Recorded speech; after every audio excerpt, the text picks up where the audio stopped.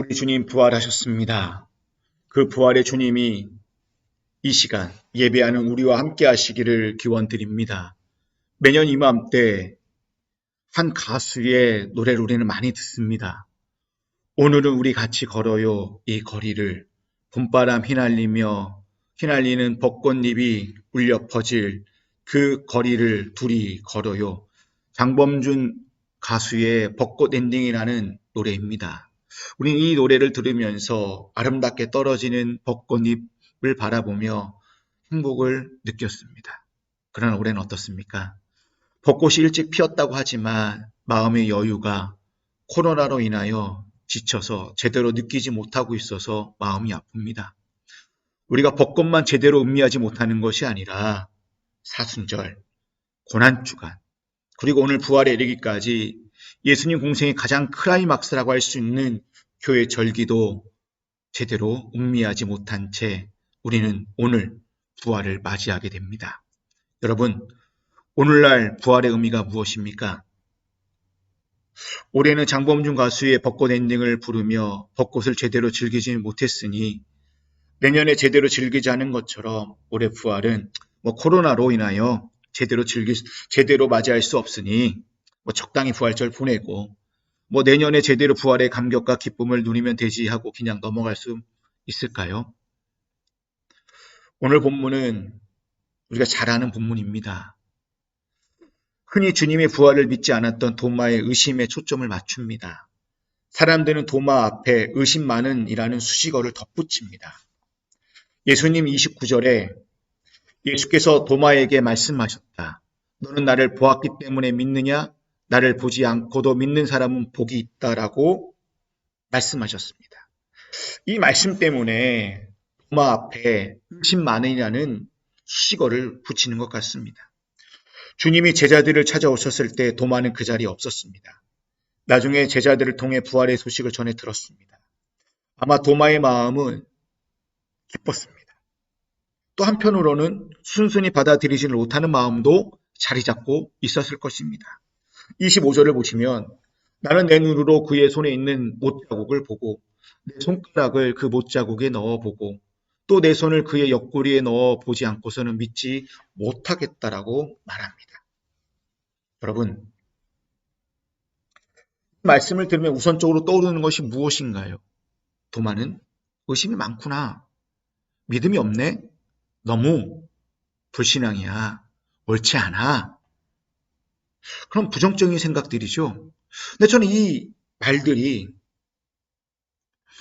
우리 안에서 많이 들어본 말인 것 같아요. 우리 교회 공동체 안에서 의심이 많다, 믿음이 적다, 불신앙이라는 용어를 그냥 서슴없이 씁니다. 그리고 좀 연약한 자들에게 이런 말들을 우리가 막 하는 것 같습니다. 저는 이 구절을 보면서 마치 저를 보는 것 같습니다. 보통 사람들이 하는 말처럼 저는 느껴집니다. 그리고 도마가 한 말을 부정적으로 안 느껴집니다. 그냥 순수함에서 나오는 정직함이라고 생각합니다. 이러한 정직함이 신앙 앞에서는 매우 중요합니다. 믿어지지 않는데 무턱대고 믿으라고 하면 믿어집니까? 신앙에 별다른 고민과 생각 없이 적당히 믿는 척하면 신앙생활 잘하는 것 같습니까?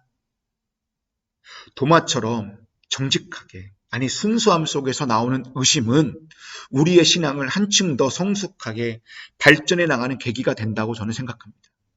아무튼 생각하기에 따라서는 확신한 증표를 갈구하며 사려 깊은 문제 제기하는 도마가 오늘 살고 있는 우리와 가장 닮아 있는 사도라고 생각됩니다.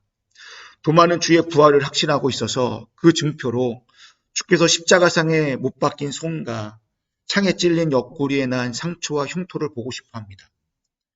예수님이 이런저런 말도 없이 도마에게 손과 옆구리를 만져보라고 하였고 도마는 그 흉터를 만져보고 예수님이심을 확신했습니다. 도마가 만진 상처는 예수와 도마, 예수와 제자들 사이에서 관계와 신뢰와 유대를 다시 한번 온전히 회복시켜주는 증거가 되었습니다. 그렇다면 예수님에게 낳은 상처는 도대체 우리에게 무슨 의미일까요? 하나님의 아들이 당한 최대의 굴욕과 최고의 고통을 상징하는 자국입니다. 제자들에게는 자신들이 하나님의 아들이라고 고백하였지만 정작 가장 중요한 시점이 십자가 앞에서, 주님의 상처 앞에서 그들은 다 도망치고 부인하였습니다. 이들의 상처, 이들이 생각하는 상처는 이러한 치욕적인 좌절이었습니다. 자신들이 여태까지 살아왔던 삶 속에서 최고의 좌절인 줄도 모릅니다. 우리 역시 이런 제자들과 별반 다르지 않습니다. 우리가 힘들고 외로울 때는 예수님을 하고 부르지만 좀 더 잘 먹고 좀 더 잘 살고 싶을 땐 예수님을 모른 체 합니다. 예수님의 상처는 우리에게도 상처로 자리 잡고 있기에 무의식적으로 밀어내려고 하고 지우고 싶은 흔적으로, 감추고 싶은 상처로 생각합니다. 오늘 우리는 도마와 다르지 않으면서 부활을 영적으로만 이해하여 그저 하늘만 우러러보는 신앙의 삶을 살고 싶어 합니다. 이러한 신앙의 모습은 우리 삶 속에 나타날 부활의 의미와 가치를 협소하게 만들거나 적은 의미만 우리 안에 있을 뿐입니다. 우리는 대부분의 시간을 하늘이 아니라 땅을 보며 땅에서 살고 있습니다. 하늘이 아닌 지금 내가 밟고 서 있는 삶의 다양한 자리에서 부활의 의미는 도마에게 내민 손과 옆구리와 같습니다. 부활은 분명 영광스럽고 감격과 기쁨 그 자체입니다. 그러나 부활의 주님은 도마에게 영광, 감격, 기쁨을 그에게 보여준 것이 아니라 못자국난 손바닥을 그에게 보여주었습니다. 그 손에 난 못자국의 의미가 영광스럽고 감격스럽고 기쁘다라고 과연 말할 수 있을까요? 네, 분명 그 손은 부활의 손이기에 감격이고 영광입니다. 그러나 여기서 우리가 간과하면 안 되는 사실은 그 못자국 난 손바닥으로 이 땅에 가장 연약하고 힘들고 외롭고 지친 자들을 어루만져 주셨고 일으켜 세우셨고 치료해 주셨고 따뜻하게 안아주셨고 그들을 직접 만져주신 그 손바닥입니다. 이러한 모습이 우리 안에 있을 때, 그 손바닥이 내 안에 있을 때 바로 부활의 의미와 가치가 있는 것입니다. 유명한 영성학자이며 목회자이신 헨리 나우민께서 쓰신 상처 입은 치유자라는 유명한 책이 있습니다. 책은 한마디로 요약하면 상처 입은 자가 상처 입은 자를 치유해야 한다는 내용입니다. 상처를 입어보지 않은 자가 어떻게 그 상처에 대해 알 수 있고 아픔과 어려움을 겪어보지 않은 자가 다른 사람에 대하여 얼마나 공감할 수 있을까요? 세상은 공감이라는 마음보다는 이해한다는 식의 동정하는 마음이 더 큽니다. 동정은 불쌍히 여기는 감정에서 출발하다 보니 상대방의 홍여나 불편한 마음을 느낄 수 있는 반면 공감은 동정을 넘어 그 감정과 상황이 하나 되어 상대방이 존중을 받고 있다는 마음을 들게 합니다. 헨리 나운의 상처 입은 치유자는 바로 동정이 아니라 공감에서 비롯됩니다. 저는 그 공감이 오늘 우리가 살펴보는 부활의 주님에게서 발견합니다. 나와 전혀 다른 신비로운 존재로 부활한 것이 아니라 나를 위해, 우리를 위해 고난과 고통을 대신 지신 그 몸 그대로 못자국 난 그 손을 가지고 도마에게, 오늘 나에게 오셨습니다. 그 못자국 난 손이 바로 공감의 결정체라고 생각합니다. 그 손바닥은 십자가 사건 전에도 상처 입은 치유자의 손바닥이었고 부활 이후 오늘까지 우리에게 상처 입은 치유자의 손바닥이 되십니다. 우리는 코로나 상황에서 그리스도를 믿는 것을 인하여 지금까지 겪어보지 못한 세상 사람들의 온갖 욕이란 욕은 다 먹고 있습니다. 세상과 직장에서 예수 믿는다는 이유 하나만으로, 교회 다닌다는 이유로 수많은 상처를 받고 손가락질 당하고 핍박까지 받으면서 많은 상처들을 받았습니다. 여러분, 그 상처들은 어떻게 보면 내가 부활의 주님을 고백하고 부활의 주님을 확신하는 표징이 될 것입니다. 그 상처들이 하나하나 쌓여져서 손바닥에 굳은 살처럼 되어 그 굳은 손을 가지고 이 세상을 향하여 약한 자, 연약한 자, 고통과 탄식 가운데 있고 소외당하고 차별과 혐오 가운데 있는 자들에게 한 걸음 한 걸음씩 걸어갈 때마다 부활의 역사가 우리와 그들의 삶 속에서 일어나게 될 줄로 믿습니다. 우리는 주님의 손바닥처럼 주님의 길을 걸어가기에, 순례자의 삶을 걸어가기에 아무리 오늘 이 시간 고통과 고난, 아픔과 좌절, 절망이 있다 하여도 우리는 그것이 주님의 또 다른 손이 되어 마지막 날 영광과 영화스러운 몸의 부활로 이어질 줄로 믿습니다.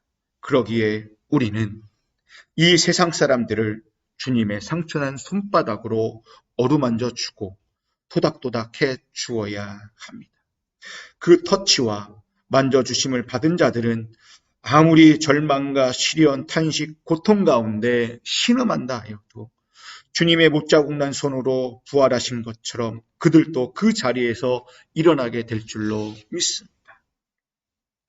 오늘 우리는 주님의 영광스러운 부활의 몸만 기억하고 그 영광스러운 자리에 앉으려고 합니다.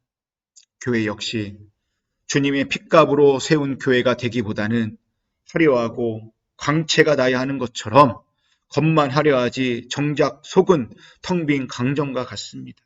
여러분, 교회는 주님의 피 흘림과 십자가로 시작하여 부활과 재림으로 마무리해야 합니다. 예수님께서 우리에게 친히 보여주신 그 길을 걸어갈 때 교회는, 이 땅의 교회는 본연의 모습으로 시작하여 세워져 가게 되는 것입니다. 그러나 교회가 초심을 잃어버릴 때 그저 부활만 바라보고 부활의 영광만 추구한다면, 그래서 공생에 있던 수많은 사건과 수많은 사람들의 모습을 잃어버렸다면 생명력을 잃어버린 그저 하나의 건물에 불과합니다. 여러분, 부활하셔서 못자국 난 그 손바닥은 뭔가 새롭고 신비롭고 강체가 나고 화려한 손바닥이 아닙니다. 십자가를 지시고 나를 위해 피 흘린 손바닥이십니다. 또한 죽은 자를 만지거나 병든 자, 천대와 소외받고 약하고 연약한 자들, 그리고 위로와 긍휼이 필요한 사람들의 등을 만지셨던 손바닥이고 또 그들의 손을 잡아주었던 손바닥이었습니다. 교회와 우리가 마치 도마의 의심처럼 여전히 부활의 손을 알지 못하고 뭔가 다른 신비롭고 위대한 부활의 몸을 만지기를 원한다면 우리 삶 속에 왜곡과 거짓이 사로잡게 되어 우리의 신앙은 기복적인 신앙으로 만사 형통 일사천리와 같은 것을 바라는 신앙으로 변질되고 말 것입니다.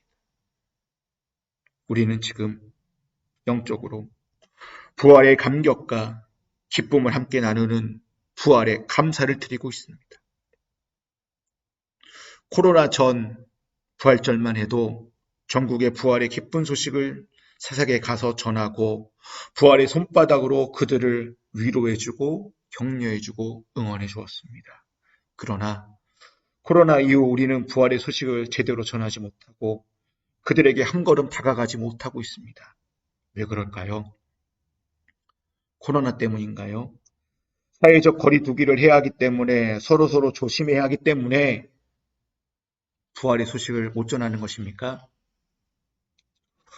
우리가 믿는 자에게 누구보다 더 성숙한 시민의식을 가지고 많은 사람들을 배려하고 이해하며 살아가야 합니다. 여러분 진짜 이러한 배려와 이해 때문이라고 생각하세요? 저는 아니라고 생각합니다. 코로나 상황 속에서 우리 교회가 보여준 모습은 성숙한 시민의식과 거리가 먼 이야기입니다. 마치 그들만의 니그를 보는 것 같았습니다. 아무리 코로나 상황이라 하여도 오늘 예수님은 부활하셨습니다. 결국 그 부활을 우리가 전하지 못하고 부활의 감격과 기쁨을 제대로 누리지 못하고 있는 것은 교회가 코로나 바이러스 앞에서 원래 가지고 있던 주님의 손바닥을 잃어버렸기 때문입니다. 우리와 교회는 뭔가 특별한 부활의 손바닥 같은 것을 그리고 있기 때문에 부활을 전하지 못하는 것입니다. 교회와 그리스도인들은 공생의 기간 동안 사용한 주님의 손바닥보다는 부활한 주님의 손과 영광스러운 몸만 바라보고 그것을 추구하며 살아왔습니다. 우리가 가지고 있어야 할 하늘의 가치와 의미를 상실하고 기준점조차 잡을 수 없다 보니 세상에 여전히 도마처럼 의심하는 자들에게 우리는 부활의 진리를, 부활의 역사 의미를 전하지 못하게 된 것입니다. 여러분, 오늘 주님께서 부활하셨습니다. 그 부활의 감격과 기쁨을 온전히 누리시기 바랍니다. 오늘 우리에게 있어서 부활은 소생하는 것이고 다시 일어나는 것입니다. 우리는 부활이라는 진리와 복음 앞에서 다시 일어나야 합니다. 우리는 다시 주님의 손을 붙잡고 주님의 손으로 역사였던 그 자리로 걸어가야 합니다. 이것이 오늘 부활의 의미이자 벼라교회의 첫 걸음마입니다. 여러분, 부활은 죽은 자가 살아나는 것만 의미하는 것이 아닙니다. 주의 피 흘림으로 세운 교회의 모습으로 믿음의 선진들이 생명을 바꾸면서까지 지키려는 초대교회의 그 모습으로 회복하는 것이 오늘 이 시대를 살아가는 우리 부활의 모습이자 우리 교회가 세워가야 할 모습입니다. 여러분, 우리의 삶을 돌아보면 내 삶 속에서 얼마든지 부활의 모습으로 소생해야 할 것들이 많이 있습니다. 이 한 주간 동안 내가 부활해야 할 모습이 무엇인지 찾아보시고 부활의 손과 십자가의 손이 같다 나는 것을 깨닫고 내 삶에서 십자가와 부활의 참 모습을 회복하는 복된 부활절이 되기를 소망합니다. 오늘 벼라교회의 이름으로 첫 예배를 드립니다. 이 첫 예배가 바로 우리 삶 속에서 나타난 부활의 신비의 현장이 되기를 소망합니다. 벼라교회는 다니엘서 12장 3절의 말씀처럼 지혜롭게 하는 사람과 많은 사람을 옳은 길로 인도하는 사람은 하늘의 밝은 빛처럼 또는 별처럼 영원히 빛날 것이라는 말씀의 소망을 가지고 모였습니다. 내 안에 여전히 영광스럽고 감격과 기쁨이 있는 부활만 생각하여 이 자리에 나오셨다면, 그리고 그러한 신앙의 길을 걸어가고자 한다면 우리에게 하늘의 별처럼 빛나는 벼라 공동체는 사라질 것입니다. 그러나 다니엘 말씀처럼 벼라라는 이름의 뜻을 가지고 교회를 서하려면 우리는 못자국난 주님의 손과 마주잡고 그 손을 가지고 세상으로 갈 때 벼라 공동체가 온전히 세워지게 될 줄로 믿습니다. 오늘 벼라 교회가 첫걸음을 내딛는 것처럼 여러분도 다시 순례의 여정을 걸어가는 길 위에 서 있기를 소망합니다. 이 땅에 길이 있고 답이 있는 것처럼 보이지만 우리는 이 땅에서 저 하늘을 바라보며 보이지 않는 길을 걸어가기 위해서 하늘의 표대를 향하여 여전히 길 위에 서 있기 위해 못자국난 부활의 손바닥을 꼭 붙잡고 하루하루 살아가시는 저와 여러분이 다 되시기를 주의 이름으로 기원드립니다.